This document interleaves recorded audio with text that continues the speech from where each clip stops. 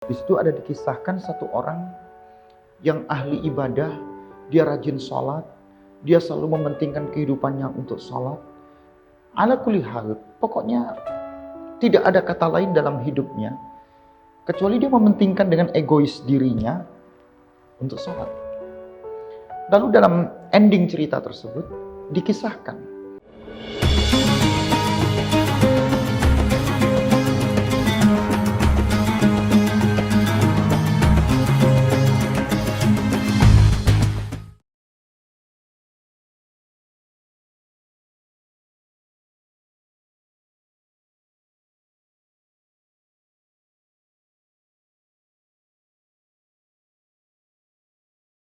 Alhamdulillah, Alhamdulillahilladzi sahala lil-ibadi tariqal ibadah wa yassara wa wafahum ujura a'malihim min khazaini jawdihi allati la tuhsar. Asyhadu an la ilaha illallah wahdahu la syarikalah al-malik al-akbar wa asyhadu anna Muhammadan abduhu wa rasuluhu asy-syafi' fil mahsyar. Bismillahirrahmanirrahim. Assalamualaikum warahmatullahi wabarakatuh.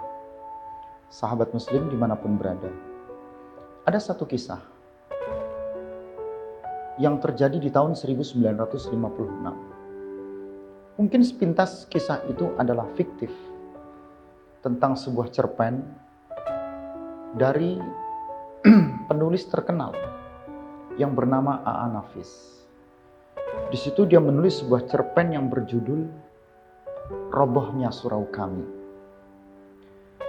Dalam cerpen tersebut, A.A. Nafis menggambarkan cerita yang fiktif tentang bagaimana ada seseorang yang ahli ibadah dan dia berpikir kesehariannya dalam kehidupannya, mungkin boleh kita katakan dari A sampai Z, dia untuk ibadah. Dan ada orang yang satunya lagi, dia hanya berpikir untuk mengabdi kepada langgar tersebut atau surau tersebut.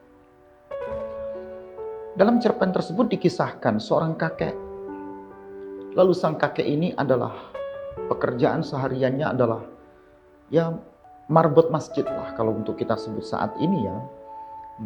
Dia membersihkan masjid, dia menata masjid, dia yang bertanggung jawab tentang apa yang terjadi pada masjid. Nah, sang kakek ini bertanggung jawab kepada langgar tersebut dan sebagainya. Ada seseorang yang dikisahkan dalam cerpen yang berjudul Robohnya Surau Kami tersebut. Di situ ada dikisahkan satu orang yang ahli ibadah, dia rajin sholat, dia selalu mementingkan kehidupannya untuk sholat. Ala kulli hal, pokoknya tidak ada kata lain dalam hidupnya, kecuali dia mementingkan dengan egois dirinya untuk sholat. Lalu dalam ending cerita tersebut, dikisahkan sang ahli ibadah yang rajin sholat tadi di masjid itu ternyata dia masuk neraka. Nah, walhasil sang kakek ini melihat kenapa orang yang ahli ibadah ini masuk neraka. Lalu kemudian sang kakek ini pun bunuh diri. Nah, cerita itu cukup panjang, tidak mungkin kita kisahkan di sini. Tapi dari kisah cerita tersebut dapat kita ambil petik. Apa yang Allah gambarkan di dalam surah Al-Ma'un. Allah berfirman, A'udzubillahi minasyaitonirrajim pada ayat pertama sampai ketiga ya. Ara'aital ladzi yukadzibu biddin. Tidakkah engkau melihat? Tidakkah engkau memperhatikan? Man yukadzibu biddin. Siapa yang mendustakan agama? Siapa yang berbohong terhadap kebenaran yang ada pada agama Allah? Lalu langsung dijawab. Fadzalikal ladzi yad'ul yatim wa la yahuddu 'ala ta'amil miskin. Ayat yang kedua berbunyi, merekalah orang-orang, dialah orang-orang yang enggan memberi makan anak yatim, wa la yahuddu 'ala ta'amil miskin. Dan dia juga tidak memberikan saran. Dia tidak mau memberi makan kepada orang-orang yang miskin. Nah, momentum Ramadan yang dalam YouTube kita sebelumnya adalah momentum berbagi. Bahkan salah satu amal kebaikan yang dapat kita lakukan, kita memberi, kita berbagi. Tetapi dalam kisah tersebut seolah-olah menceritakan, kalau ditarik dari kisah Ibnu Munzir menceritakan dalam Asbabun nuzul pada ayat 3 ayat tersebut. Apa yang menjadikan orang-orang saat itu tidak mau melakukan kebaikan? Diceritakan orang-orang munafik. Orang munafik ini orang yang berwajah dua, bermuka dua. Jadi nafaqa yunafiqu itu diartikan dalam kamus-kamus bahasa Arab hafara al-hufratain. Dia adalah orang yang menggali dua lubang. Kalau dia gali dua lubang, dikejar di lubang ini dia lahir muncul di lubang yang satunya. Dikejar lubang ini dia muncul yang satunya lagi. Itulah orang munafik. Jadi orang yang berwajah dua. Nah, Ibnu Munzir menyebutkan orang-orang munafik itu orang-orang yang riak dengan sholatnya, riak dengan kebaikan yang dia lakukan, riak dengan ibadahnya. Jadi seolah-olah dia ingin menampakkan dengan egois dirinya kalau dia melakukan ibadah, kalau dia melaksanakan ibadah sholat. Tapi ketika ada orang-orang yang mempermasalahkan dalam ibadah tersebut, ya, dia enggan. Dia tidak mau berpikir yang lain. Seolah-olah dia mementingkan egois dirinya kalau ibadah sholat yang dia lakukan benar. Tapi ketika orang tidak melihatnya, dia nggak pernah muncul, dia tidak ada di masjid atau di langgar.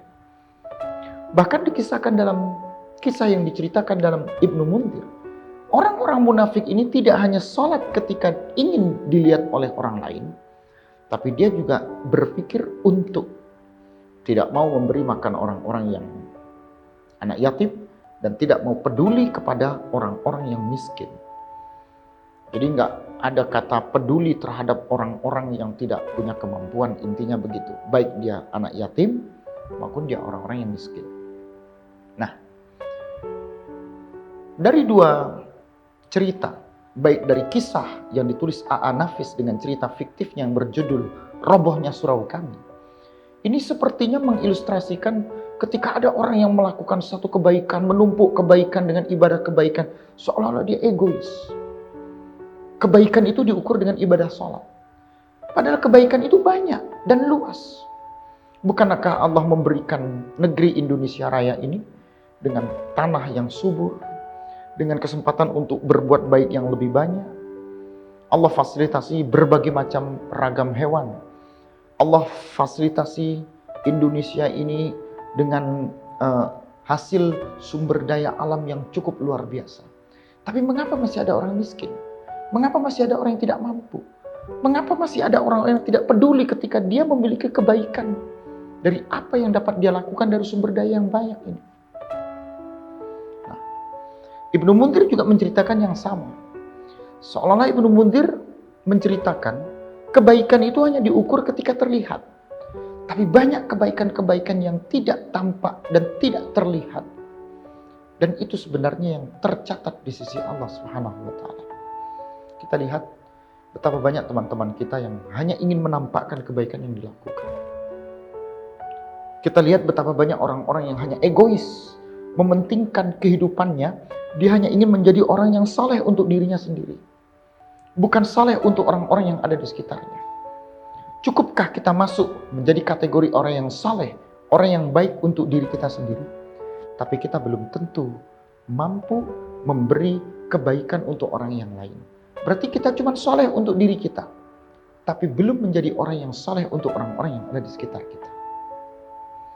Kalau itu terjadi pada diri kita, hampir-hampir nanti kita bisa disebut sebagai orang yang munafik. Hanya ingin disebut sebagai orang yang saleh ketika ibadah yang dilakukan ini dilihat oleh orang lain. Ketika sholat yang dikerjakan, kepedulian kepada langgar dan musola itu terbaca, terlihat, terukur oleh orang-orang yang ada di sekitar kita. Tapi ketika ukuran itu tidak terukur, maka kita nggak mau melakukannya. Nah, sahabat muslim dimanapun berada, dari surah Al-Ma'un banyak keberkahan yang dapat kita petik. Jangan sampai bulan Ramadan ini menjadikan kita sebagai orang yang mendustakan kebenaran agama Allah. Tapi jadikanlah bulan Ramadan ini sebagai bulan yang membuktikan kalau Allah benar-benar menanamkan kebaikan, dan itu kebaikan dapat kita lakukan meskipun tidak terukur kepada siapa yang sebenarnya mampu melakukannya. Apakah untuk berbuat baik kepada orang-orang yang yatim, piatu, atau berbuat kebaikan kepada orang-orang yang miskin hanya dapat dilakukan oleh orang-orang yang kaya, orang-orang yang berlebih dengan hartanya, orang yang diberikan kelebihan kedudukan jabatan, sehingga dia mampu memberi makan anak yatim, mampu peduli kepada orang-orang miskin? Tidak. Tapi orang-orang dikasih kesempatan untuk mampu menyarankan, mampu mengajak, sekalipun dia tidak mampu berbuat untuk mengeluarkan dengan hartanya. Dari sini sahabat muslim, jangan sampai kita tergolong menjadi orang-orang yang mendustakan kebenaran agama Allah. Jangan sampai seperti orang munafik. Tapi jadilah orang-orang yang benar-benar melakukan kebaikan itu dari ihdarul qalbi. Dia muncul dari hatinya, keterpanggilan. Dia tidak punya harta, tapi dia mampu menyarankan orang yang punya harta untuk mengeluarkan hartanya, peduli kepada orang-orang yang tidak punya harta. Dia tidak mampu memberi makan orang-orang miskin, anak yatim, tapi dia mampu untuk memanage, mampu untuk mengajak, mampu untuk mengkoordinir bagaimana orang-orang yang punya kemampuan mengeluarkan dari sebagian yang dia miliki untuk disalurkan kepada orang-orang yang belum memiliki. Itu sebenarnya pesan yang cukup indah untuk hidup kita. Disinilah kesempatan untuk menjadi orang-orang yang tidak dikategorikan sebagai orang yang mendustakan agama Allah. Yang pertama, ketika kita mampu memberi, ketika kita mampu melakukan kebaikan, ketika kita mampu beribadah, jangan sampai kita menjadi orang yang riya, sehingga kita dimasukkan dalam kategori orang yang munafik. Yang kedua, ketika kemampuan itu tidak ada pada kita, kita nggak mampu melaksanakan, menunaikan kebaikan kepada orang-orang yang tidak mampu, maka kita cukup mengajak, kita cukup berperan aktif, kita cukup mentandim, memanage, mengatur, mengkoordinir. Bagaimana orang-orang yang tidak mampu, orang yang miskin maupun orang-orang yang yatim tadi, mampu menjadi orang yang memiliki derajat yang sama karena diangkat derajatnya oleh orang-orang yang peduli, sehingga kesetaraan, kesamaan, al-adalah, keadilan terjadi dalam kehidupan kita. Momentum Ramadan, sebagaimana yang sudah kita ulas dalam YouTube kita sebelumnya, momentum berbagi. Kita tidak mampu berbagi, tapi kita mampu untuk mengajak orang-orang untuk berbagi. Disitulah rahasia daripada surah Al-Ma'un yang mengajak kita, jangan sampai kita ini menjadi orang yang baik sendiri, tetapi orang yang benar-benar mau mengajak berbagi kebaikan yang bukan hanya ada pada diri kita, tapi kita mampu menyalurkan kebaikan itu kepada orang-orang yang ada di sekitar kita. Mudah-mudahan kita bukan menjadi orang yang mendustakan kebenaran agama Allah, tapi kita menjadi orang yang membenarkan kebenaran agama Allah.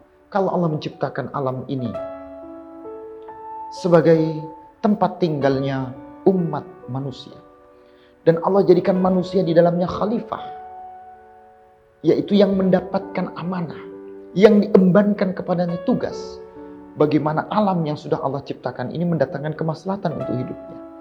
Maka Allah ciptakan ada yang kaya, Allah takdirkan ada yang miskin, Allah takdirkan ada yang berkuasa, Allah takdirkan ada orang yang tidak berkuasa, dia lemah. Allah takdirkan ada orang yang mampu, Allah takdirkan ada orang yang tidak mampu.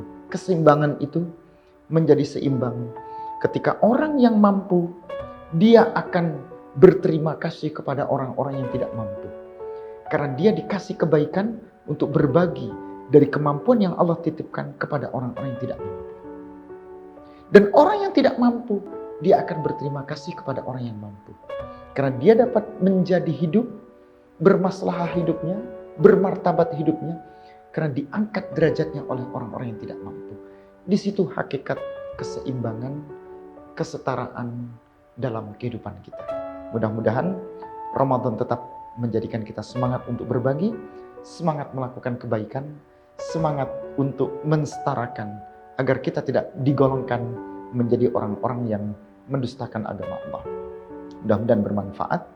Semoga semangat selalu ada untuk tetap beristiqamah, menebar pada setiap kebaikan, apapun itu. Assalamualaikum warahmatullahi wabarakatuh.